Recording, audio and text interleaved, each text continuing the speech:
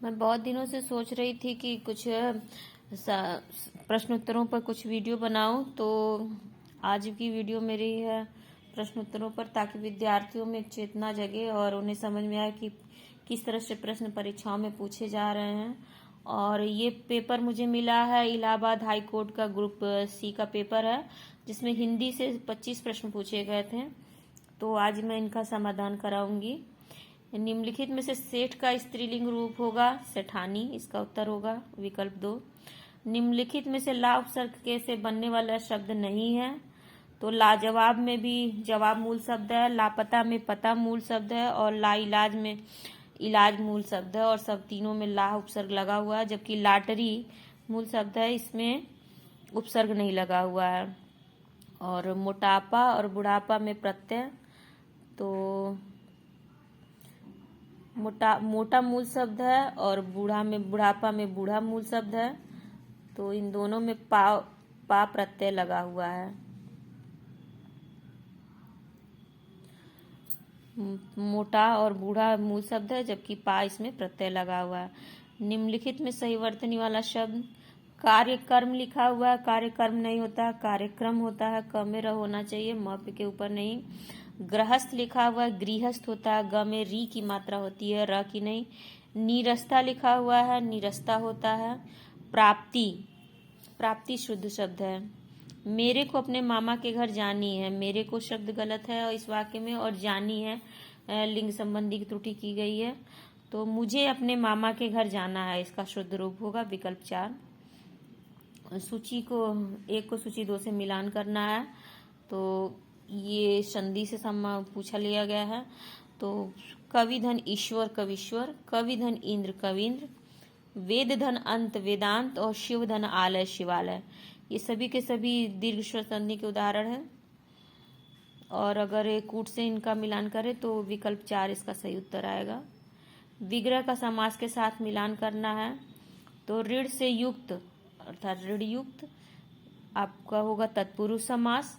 मुख्य है जो मंत्री, विशेषण विशेष संबंध, कर्मधारय समास। समय के अनुसार समयानुसार अव्ययी भाव समास, और सीता और राम द्वंद्व समास होगा, तो विकल्प 3 इसका उत्तर आएगा।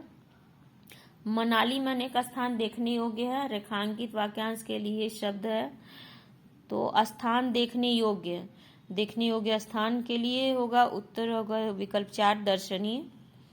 दूरदर्शी का अर्थ होता है जो दूर की बातें सोच सकता हो, दूर तक की सोचता हो। अवर्णनीय का अर्थ होगा जो वर्णन करने योग्य ही ना हो, मतलब बहुत महान हो, वर्णन ही ना किया जा सके, अवर्णनीय। ऐतिहासिक होता जो इतिहास से संबंधित हो, ऐतिहासिक होगा। निम्नलिखित अलंकारों में से अर्थालंकार के भेद बताइए, तो अनुप्रास, यमक और श्लेष ये शब्दालंकार हैं, जबकि उत्प्रेक्षा अर्थालंकार हैं। निम्नलिखित युग्मों में से क्रोध को दर्शाने वाले मुहावरों का सही समूह होगा। लाल पीला होना, ये भी आपका क्रोध को संदर्भित करता है। पीठ दिखाना मतलब भाग जाना होगा। खून खोलना, ये भी क्रोध को दर्शाता है। आग बबूला होना, ये भी क्रोध को दर्शाता है। और दांत पीसना, ये भी क्रोध को दर्शाता है। अर्थात जिस भी विकल्प में बी होगा वो उत्तर नहीं होगा, तो इस हिसाब से विकल्प 3 में बी नहीं है दिया हुआ है, तो यही उत्तर होगा। बाकी सब में बी दिया हुआ है। इस तरह से भी प्रश्न को हल करने चाहिए। होनहार बीरवान के होत छीकने पात, तो होनहार के लक्षण प्रारंभ से प्रकट होने लगते हैं, इस लोकोक्ति का अर्थ होगा। लोकोक्ति और मुहारों पर भी मैंने वीडियो बनाई हुई हैं, आप लोग देखिएगा जरूर। निम्नलिखित शब्दों के विलोम शब्द बताइए, तो उदय का अस्त सही है। रुचि का अरुचि, ये भी सही है, विलोम है। अथ का व्यर्थ नहीं, अथ का इति होगा। अथ का अर्थ होता है प्रारंभ और इति का अर्थ होता है समाप्ति। आविर्भाव का तिरोभाव और अनुरक्ति का विरक्ति, अर्थात जिस भी विकल्प में कूट में शी विकल्प होगा वो नहीं उत्तर होगा, वो उत्तर नहीं होगा। तो 1 2 3 4 विकल्प 4 में सी नहीं दिया हुआ है, अर्थात यही आपका उत्तर होगा। अब आ गया गद्यांश पर आधारित प्रश्न 38 से 42 तक के। एक बार गद्यांश को पढ़ते हैं, फिर उत्तर प्रश्नों पर चलते हैं। तो स्वाधीनता मनुष्य का जन्म सिद्ध अधिकार है, मनुष्य को तो क्या, सृष्टि के छोटे बड़े सभी प्राणियों को यह अधिकार समान रूप से प्राप्त है। किसी भी प्रत्यक्ष अप्रत्यक्ष कारण से इसकी अप्राप्ति ही पराधीनता कहलाती है। पराधीनता में प्राणी की प्रवृत्तियां कुंठित होकर रह जाती हैं। कई बार तो पराधीनता का भाव व्यक्ति की सोचने समझने तक की शक्तियों का अपहरण कर लेता है।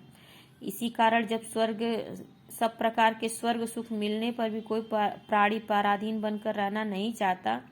सोने के पिंजरे में बंद तोता भी कभी सुखी नहीं रहता है। इसी भावना से अनुप्राणित होकर वह अपने पंख और सिर बार बार पिंजरे की सलाखों से टकराता है ताकि उन्हें तोड़कर खुले आसमान में उड़ जाए या सघन डालियों पर बैठकर उन्मुक्त मधुर स्वरों में गीत गाए। जब एक अज्ञानी पक्षी में स्वाधीनता की इतनी तड़प दिखाई देती है तो क्या, तो फिर बुद्धिमान सजीव और सशक्त मनुष्य का तो कहना ही क्या। पराधीन व्यक्ति का अपना किसी प्रकार का व्यक्तित्व नहीं होता। ये पूरा गद्यांश आपका स्वाधीनता पर आधारित है, स्वाधीनता और पराधीनता पर। तो देखते हैं, निम्नलिखित में से मनुष्य का जन्म सिद्ध अधिकार है। तो मनुष्य का जन्म सिद्ध अधिकार स्वाधीनता होती है, व्यक्तित्वहीनता नहीं। ये सब नकारात्मक है, पराधीनता भी नकारात्मक और गतिहीनता। तो स्वाधीनता मनुष्य का जन्म सिद्ध अधिकार है।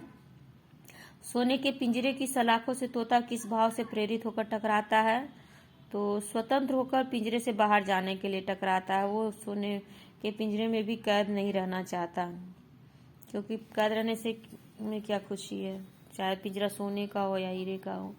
अपने दुख को प्रकट करने के लिए, अपने परिवार के पास जाने के लिए। तो इसका उत्तर होगा विकल्प एक, स्वतंत्र होकर पिंजरे से बाहर जाने के लिए। पराधीनता का भाव व्यक्ति की कौन सी शक्तियों का अपहरण कर लेता है, सोचने समझने की शक्तियों का।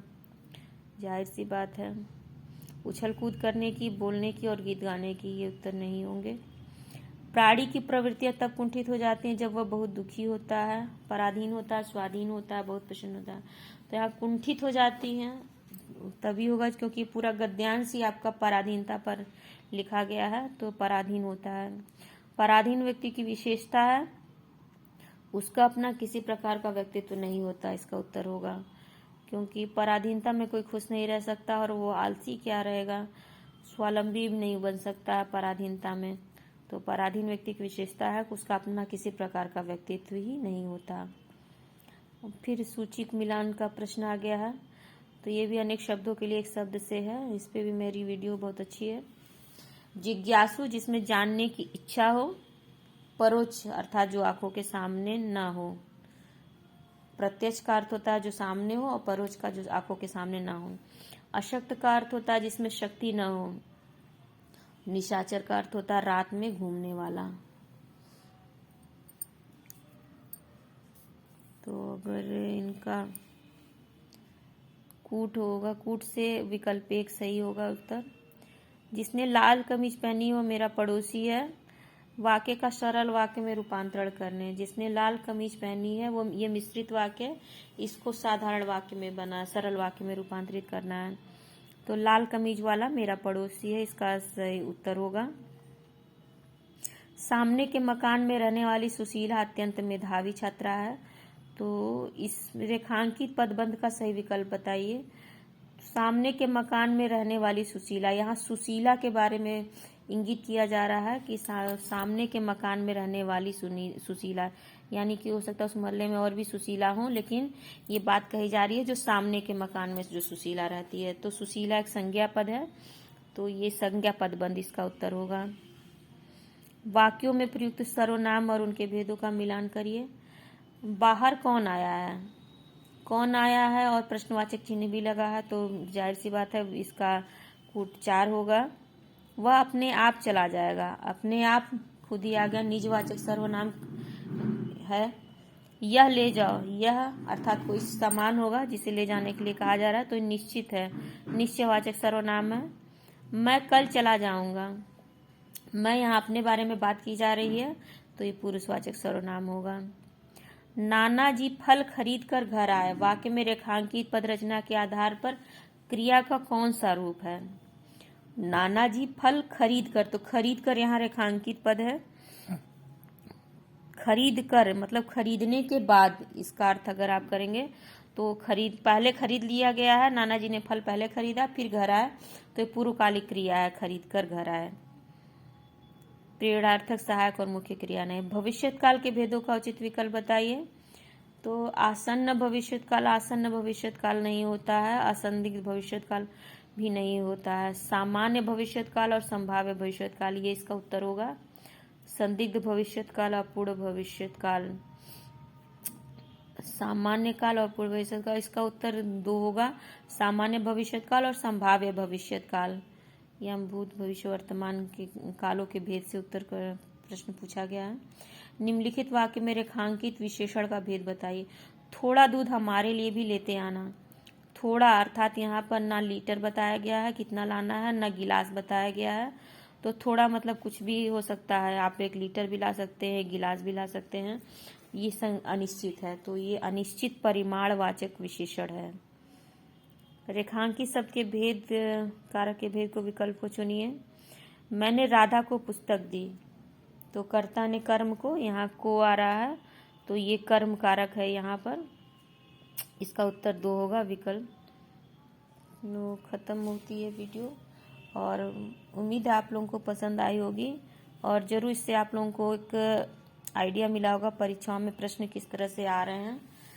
और ज़्यादातर इसमें ज़्यादातर क्या सारे ही प्रश्न इसमें व्याकरण से पूछे गए हैं। तो बहुत सारी चीज़ों पे मेरे व्याकरण के वीडियो बन चुके हैं, और जो बाकी हैं उन्हें मैं धीरे धीरे बनाऊंगी। आप लोग चैनल को लाइक, शेयर और सब्सक्राइब जरूर करें, और कोई प्रश्न हो मन में तो कमेंट सेक्शन में ज़रूर पूछें। धन्यवाद।